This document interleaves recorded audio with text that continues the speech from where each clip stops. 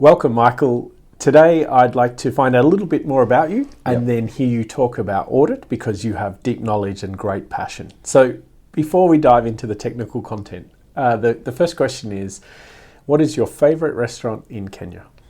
Well, I know you're saying Kenya because that's where I am from, originally from.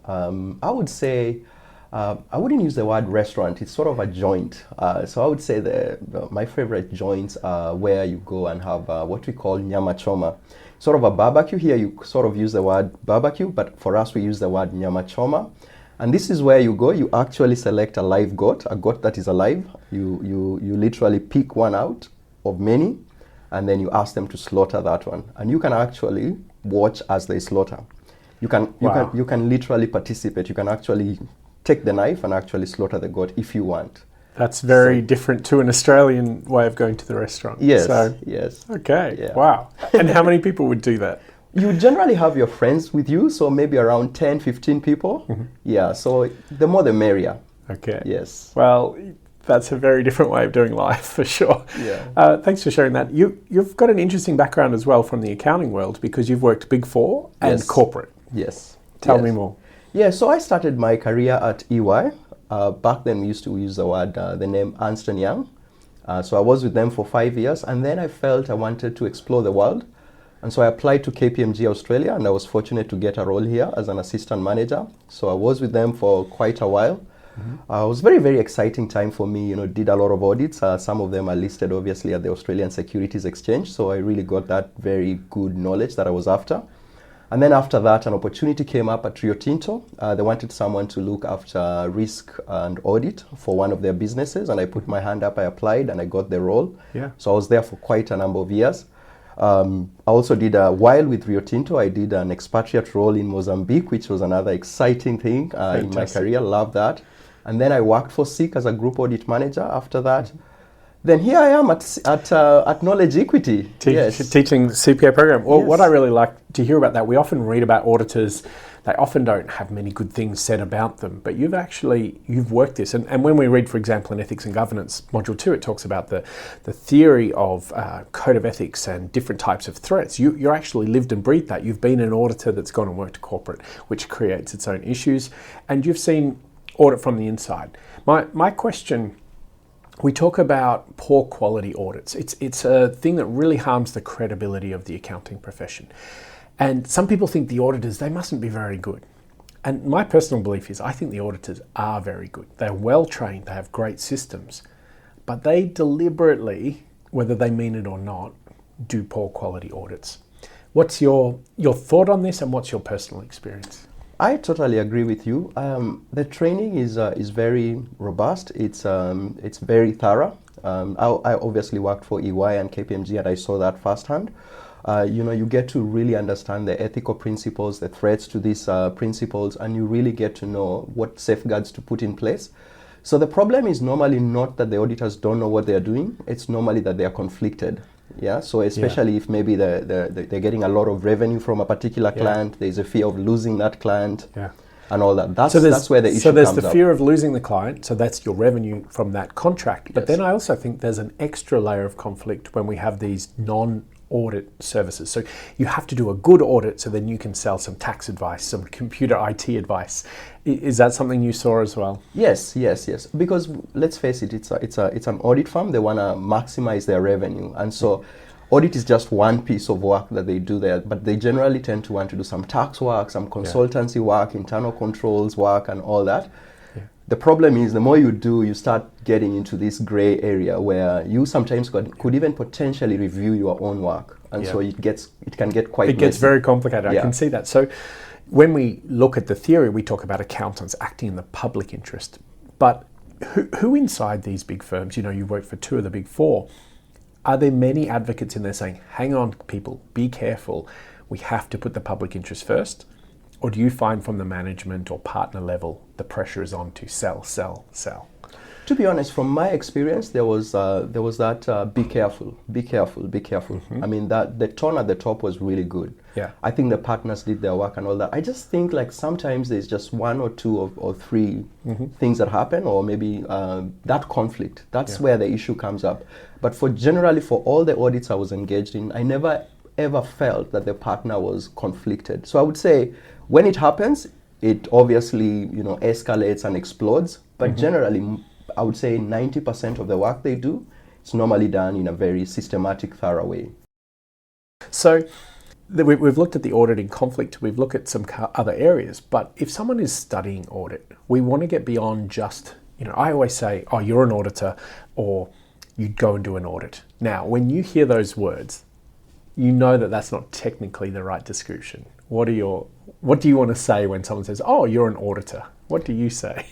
Well, if it's out there in the streets, don't have a problem with that, because people just tend to use the word auditor to refer to any assurance practitioner. If someone is, however, doing CPA, Advanced Audit and Assurance, they need to be very careful about these terms. It makes a big difference on whether you pass or not. So, for example, an auditor is just someone who looks at historical financial information. The broader term we use is an assurance practitioner. So, in a nutshell, an auditor is an assurance practitioner, but not all assurance practitioners are auditors. So just be careful about that. That's what I tell candidates. All right. So it's important to learn the words, Yes. what they really mean. So the next thing I'm going to talk to you about is we hear about engagements. There are direct engagements. There are attestation engagements. Normally, I've worked in business and I say, oh, the auditors are coming. We have an audit coming. I don't think I've ever in my life said, I have an attestation engagement about to occur. So what is the role of the auditor in these two engagements? What is the difference between these two engagements? Yeah, and it's very, very important to understand this, because this is part of the assurance engagement framework. And if you don't understand this, obviously, as a candidate, then you will struggle with the other modules. So going back to your question, what is an attestation engagement? So an attestation engagement is an engagement where another party, other than the assurance practitioner, compares the financial information or the subject information against the criteria. Now, already, I'm sure you're hearing a lot of technical terms, But this is exactly what advanced audit and assurance is, It really prepares someone to be very technical. So going back to that, So there is a party who compares the subject information against a criteria. And then the auditor comes and looks at that work that the other party has done. And if the auditor is happy with that, then they will provide or issue a positive opinion. If they're not happy with that, then the opinion will obviously be adverse or negative. So the auditor is double checking the work, not doing the work. Exactly. Okay. Exactly. All right. That helps. Yeah. All right. And so if you were going to say direct engagement, attestation, how's the easiest way to remember the difference? So direct engagement is actually quite easy, because all you're saying is, and I like the term direct, you can actually use that to remember what it means. It's the assurance practitioner directly compares the subject information against the criteria. Okay. Therefore, if you know that, then you know an attestation engagement, there is another party who does that. All right. So that's the easiest way to remember that. So a direct engagement, I directly did the work myself, and attestation is I am attesting that someone else has done this work very well. Correct. Okay. It's starting to sink in, but if you asked me in a week's time, I might have forgotten. So what we have now is another party. So you've talked about attesting someone else's work. Who is that someone else? A very good question. Normally, it is management. And I'll explain this a bit. So what tends to happen, and let's go into, say, the audit of historical financial information. So you'd obviously have the auditor, and then you'd have management. Now, what is the subject matter information? I've been talking about the subject matter information. Very simple. It's the financial statements. Okay. Now, what's the criteria? Again, very simple. It's the IFRS. And so what tends to happen in an audit is management will prepare the financial statements. But as they're preparing the financial statements, they will be making sure that these financial statements comply with the criteria, which is the IFRS standards. So you have to follow the accounting standards. That's the criteria for determining if you've accounted for it properly or not. You've 100%. cheated or you've not. You've manipulated or not. All right. Yes. So the auditors have to know these standards inside out. Yes, correct. All right. Yes. So this brings me to another ethical kind of area, right? And it's called the expectations gap. I think that's what I call it. I hope you know that. So what happens is people expect the auditors to come in and do a good job. If they say you've passed the audit, you get a tick, you can trust these numbers. But then normally what happens is whenever an audit is, let's say, poor quality or a company goes bust, the first thing the auditor says is, it's not my fault, it's not my job to check anything, it's the management's fault. we just checked their work and they didn't do good work. And to me, that just sounds like making excuses. What's your thoughts? Well, I've been an auditor, so I guess I can say this, that auditors tend to look at materiality. And so this is a threshold by which once it's hit, an investor or a decision maker can make a different decision, depending on what they see. So let's say if the auditor decides that the materiality is $1 million, that means that if there is an error more than $1 million, they believe an investor might decide not to invest in that company or potentially make a different decision. Okay. And so the auditor always audits against that materiality. Now, what tends to happen is they tend to sometimes not care so much about things that are lower than that. And so what you will find is when a company goes bust, sometimes it could be because of this, or it could be because of things that the auditor did not see. Now, a lot of times, I agree with you, the auditors should have seen something. Most of the time when a company is going bust, it's because the errors were actually material. So a lot of the companies that have gone bust, that actually has been the case, that the issues were material, but the auditors did not detect. So they have a point when they say you should have seen this as an auditor. And I think I would like a little bit more honesty. Sometimes an organization can go bust just through, not everyone's corrupt or dishonest or whatever. You might just be in business and you trade and you just cannot make a profit and the economy turns. Totally understand that. But it sort of seems that the auditors they should be ringing the bell a little bit louder. But I think they're too scared to, because this is the paying client. They don't want to be known as the auditors that ring the bell. No one else will ever hire them. Have you ever felt that pressure or seen that pressure? Yeah, and the reason for that is exactly what you've said. Who pays the bill? Yeah. It's the management, or it's the owners of the company. And so the auditor has that fear that, if I am actually completely honest and say this company looks like it will go bust in another 12 months, then obviously there is a fear that the auditor will lose that client. And it's that conflict that we've been talking about when we started this that actually messes up everything. It's when the auditor is fearful, it's when there is a bias, it's when there is a threat to those fundamental principles. And for me, and this is a conversation for a different day, I think that there is a structural problem there. We will never fix that problem. We have to do it differently. But we'll talk about that a different time. Yes. But so coming in on this, so another frustration I have, here is me venting on auditors, and it's lovely to have an auditor in the room to do this too. When we talk about good quality, we say something's qualified, someone's excellent. If you're qualified, you've done the training. But in audit, you use the word qualified back to front. Why do you make things so difficult in audit? Why do you use such complicated terminology? And that confuses people. Because you have qualified audits and unqualified. Can you explain those for a moment? Yeah, it's interesting, and I guess it's like every profession. There are all these technical terms. I mean, if you deal with an engineer, you kind of go, "What are you talking about?" You deal with a computer scientist, the same thing. It's the same with audit. It is a profession, and so yes. So many times when the auditor says, "I've provided or issued a qualified opinion," that actually means it's not good. Yeah, that means that there are it's issues back to front. Yes, exactly. They should say, "I'm issuing a negative opinion, a red flag opinion, you are terrible opinion," not a qualified opinion. It sounds like you're qualified to do the job. Well, I'm glad you're qualified.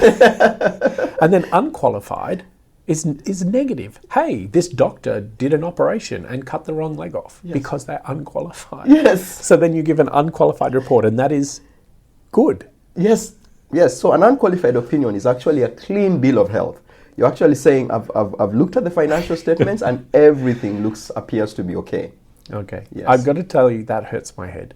But we'll leave that be for now. So all audits are attestation engagements. So that's the one where you're checking someone else's work and giving an opinion. Now we're checking, let's say the management, they prepared an income statement and balance sheet against the standards, the accounting standards, some simple ones like property, plant and equipment, great. Have assets been impaired? Have the liabilities been recognised properly? But, okay, I get that as a concept, but can you practically explain how this works in an audit? What do you do? Yes. So maybe what I want to start with is, when you talk about attestation engagements, you are saying that there is another party other than the auditor comparing the subject information against the criteria. So this is a very important statement. All audits of historical financial information are attestation engagements. Okay. Yeah, because the auditor is not permitted by the standards to actually compare the financial statements against the criteria. That's the work of management. Okay. And so that independence needs to be there. Yeah, I remember when I started working as an auditor, and we had these small clients, and you could see this owner of the business doesn't even know how to prepare financial statements. And sometimes you kind of want to guide them, but you know that by doing that, you could actually get conflicted, because now you start getting into reviewing your own work. Okay, so I would call that a financial statement compilation, where you actually prepare the account. So the auditor is actually prohibited from preparing 100%. All right, but I've worked in a lot of small businesses, and their accounts are terrible. I would love it if accountants or auditors came in and said, you're doing it rubbish, let's just do it right from the start. Wouldn't that help solve the problem? That's a good point. Now, what would happen then? The auditor needs to decide whether they will prepare the financial statements or audit whoever will prepare the financial statements. But they can't prepare the financial statements against their criteria or making sure it complies and then audit their own work. I get that, because you'd have a conflict. But I would like these auditors have been trained, they know the standards really well, they're doing it all day, every day. Far better than management of a small business who have no idea about accounting. Yeah, that's correct. And that's why you find sometimes two different firms can actually do this work. So one firm, one accounting firm can actually prepare the financial statements, compare it to IFRS, and then another audit firm looks at that work. And in your background, did you ever work on compilations rather than audits? Yes. So it is a thing. Yeah, and that was mostly with small clients. And then what would happen is then we would have, say, a PwC or a Deloitte now performing the actual audit and giving an opinion on that. All right. Yes. So thank you. And I interrupted you. So tell me back again, how does an audit work? An attestation engagement? Yes. So going back to that, so all audits of historical financial statements are attestation engagements, and the reason, like we've said, is auditors are not allowed to prepare the financial statements. They're not allowed to compare the financial statements against the criteria. They're only allowed to provide an opinion on what management has done. Now, management can hire another party to do that. Management can hire someone to do the financial statements and compare with the criteria, but the auditor's role is just to look at this. When it comes to direct engagements, however, the assurance practitioner, not how I have moved from auditor to assurance practitioner, the assurance practitioner can actually do that work. So they can actually compare the subject matter information against the criteria. What is even more interesting is in a direct engagement, the subject matter information can also prepare the criteria. So what you will find is sometimes it might be greenhouse gas statements or an area that has never been explored before. There is no criteria that exists. And so you will find that the auditor can, or rather the assurance practitioner, can actually prepare the criteria and then compare the subject matter information against the criteria. I love how this sounds. Very technical, It's definitely very technical. So this sounds good. So tell me about suitable criteria. So suitable criteria, in every engagement, there is a yardstick, there's a plumb line. And so when it comes to financial statements, it's very easy. It's the, like we said, it's the IFRS standards. So this is established. This has been used over a long time. The auditor doesn't need to think about what the criteria is going to be when they are doing the audit of historical financial information. However, when they are doing the review or other assurance engagements, they need to consider what the criteria will be. Like I said, sometimes they may have to prepare it, but if it exists, then they can use it. So if, for example, you're looking at KPIs, so the question is, okay, so you're looking at an organization, how has it performed? What's going to be your criteria? And so the auditor needs to think, does something exist? Do the directors have a criteria that exists that they can compare the organization's performance against? So you could have ASX listed companies, you could have benchmarks, you could have industry statistics about profit or debt levels, things like that. 100%, and that can be used as a criteria. Okay. Yes. All right. So one thing, and once again, you might feel like I'm a bit aggressive towards auditors, but there's things that annoy me because I see organizations do things wrong and no one seems to be ringing the bell. So policy choice. Okay, we're comparing against the suitable criteria. We have an IFRS policy and we have the accounts. But sometimes people choose the policy not to present the most useful information, but to hide the most useful information, to dress it up, to pretend. A good example. Companies capitalize labor costs. They call it development, research and development, or they call it, they built an asset, maybe some software development. And then they call that an asset, but it's really an expense. Yes. And they have inflated their profits because they haven't properly expensed. Now, I don't think you can magically create an asset like that. I know that IFRS allow it, but what do the auditors do? When you see something like that, you can say, here is the financials. It matches what is allowed in the standard. Do you sign that off, or do you wave a flag and say this is rubbish? When it comes to, once you see that, normally what would happen is the auditor would have a discussion with management or with the directors and say, hey, I know you're doing this. I know it's actually allowed by the standards, but it doesn't accurately reflect the state of affairs of the business, or doesn't accurately give that information to investors on what is happening. But unfortunately, like you know, the auditor's hands are tied. If it complies with the standards, then it's sort of allowed, even though it might not be the best representation of actually what is happening on the ground. Yeah, and I think the biggest issue there, we have this idea of qualified, unqualified. You get a tick or a cross. But I think it's more of a grade, a shade. Like, you're either 100% compliant and 100% accurate, right? You've done everything you possibly can, the best you can. But you might not be zero, but you might be only at 60%. Yes. You've been very creative. You haven't broken the rules, but you are pushing the boundaries. Yes. We see it with football teams all the time. Some teams are a little bit rougher, a little bit more, they take advantage of the grey areas of the rules. Yeah, and you will find in audit that happens quite a bit. So what tends to happen is the auditors, they will sort of give potentially a clean bill of health, which is an unqualified opinion, but they have this letter which they refer to as a management letter. Yeah. And it's in this letter that they say, hang on, we saw this and this and this. We didn't quite like it, but we sort of permitted you to continue with that practice, or with that how you've adopted that policy, but it's not ideal. Yeah. So it's very interesting, and I would sort of encourage people, if you work for an organization, ask for the management letter, see what are the issues that the auditors were kind of weighing and thinking, potentially this is not right. Yeah. And I've been involved with management who have received those management letters, and often I'll say, yes, the auditor is right here, or actually they're wrong. They might argue with how I've dealt with debtors and bad debts estimate, or they might say, you need to do this or that.